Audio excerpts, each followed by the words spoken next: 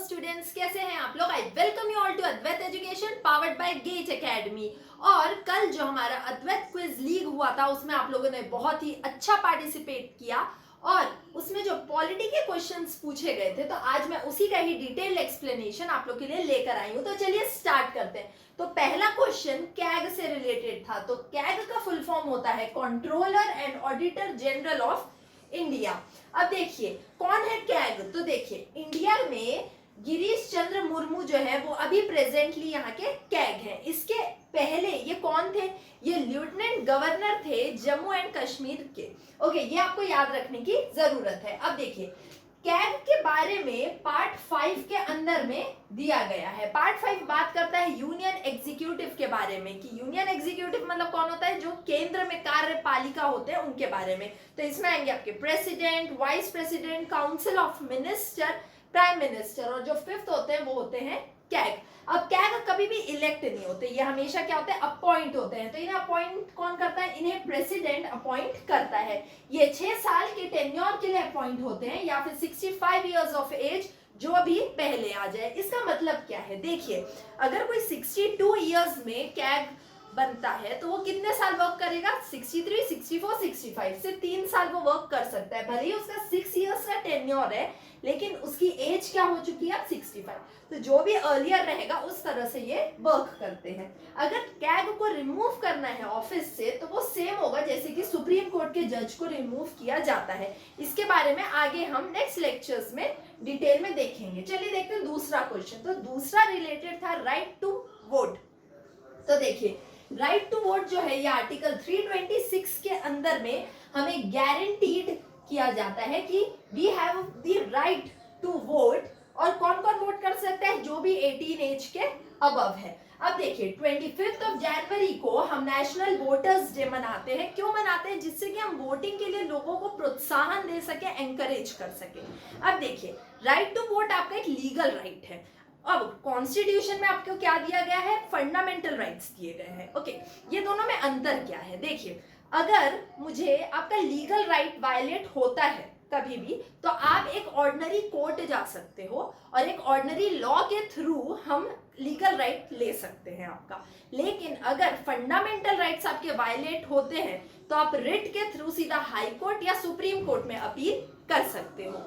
इसके अलावा fundamental rights को हटाना या उन्हें वायलेट करना इतना आसान नहीं है। अगर उसमें कुछ चेंजेस करने हैं तो आपको सीधा कॉन्स्टिट्यूशनल अमेंडमेंट्स करने की जरूरत होती है। तो चलिए देखते हैं अब हमारा थर्ड क्वेश्चन। तो चलिए अब नेक्स्ट देखते हैं जुडिशियल रिव्यू से रिलेटेड। तो थर्ड क्वेश्चन जो था वो था कि जो जुडिशियल रिव्यू है ये क्या सिर्फ इंडिया में प्रिवेल करता है या यूएसए में? तो ये इंडिया और यूएसए दोनों में है। अब देखिए हमने जुडिशियल रिव्यू, जिसको हिंदी में कहते हैं न्यायिक समीक्षा करना, तो ये हमने यूएस से अडॉप्ट किया है। ये एक्चुअली होता क्या है? ये है हमने कोर्ट्स को पावर्स दिए हैं कि अगर पार्लियामेंट कोई लॉ बनाती है और अगर उस लॉ में कुछ प्रॉब्लम्स हैं और हमें अगर वो लॉ पसंद नहीं है, for example farm bill laws, ठीक है, तो जब फार्म लॉज आए तो उसमें भी कुछ ना कुछ डिस्क्रिपेंसीज थी, तो फिर क्या किया गया? इसे जुडिशियल रिव्यू के लिए सुप्रीम कोर्ट में दिया गया, है ना। तो सेम इसी तरह से जब भी अगर लेजिस्लेटिव या एग्जीक्यूटिव्स अपने काम को, अपने एक्शंस को बहुत अच्छे से नहीं करती है तो हम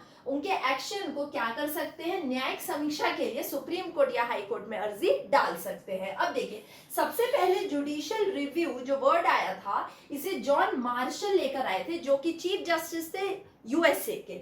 अब यूएसए के जो सुप्रीम कोर्ट है वहां के वो चीफ जस्टिस थे। इन मैरबरी वर्सेस मैडिसन केस ऑफ 1803 में इन्होंने पहली बार जुडिशियल रिव्यू का कंसेप्ट लेकर आए थे। जुडिशियल रिव्यू हमारे संविधान में फंडामेंटल राइट्स के पार्ट 3 के अंदर में डिफाइन किया गया है। अब चलिए देखते हैं फोर्थ क्वेश्चन। तो फोर्थ क्वेश्चन पॉलिटी का था कि who was the first law minister.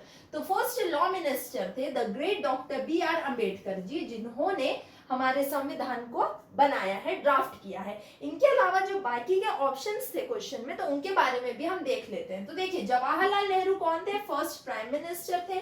Maulana Abul Kalam Azad first education minister थे। एन.टी. कृष्णमाचारी जो थे he was the member of the drafting committee, जो ड्राफ्टिंग कमेटी बनाई गई थी कि किस तरह से एक संविधान है वो ड्राफ्ट होगा, बनेगा, तो उनके एक मेंबर थे। और साथ में एक फाइनेंस मिनिस्टर भी थे फ्रॉम 1956 टू 1958। चलिए अब आगे बढ़ते हैं और देखते हैं हमारा लास्ट क्वेश्चन।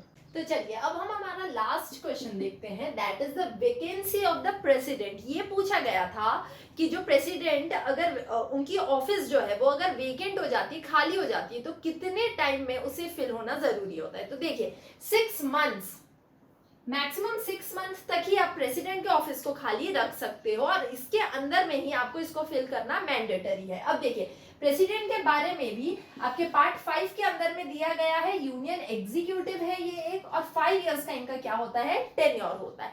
अब देखिए कोई भी रीजन हो सकता है वैकेंसी का, या तो प्रेसिडेंट की डेथ हो गई हो, या फिर उन्होंने रिजाइन दे दिया हो, या फिर उनका इम्पीचमेंट हो गया हो। तो देखिए अगर प्रेसिडेंट ऑफिस में नहीं है तो फिर उस ऑफिस में कौन रहेगा, तो एक्टिंग प्रेसिडेंट जो है वो एज अ वाइस प्रेसिडेंट जो है वो एक्टिंग प्रेसिडेंट का वर्क करते हैं।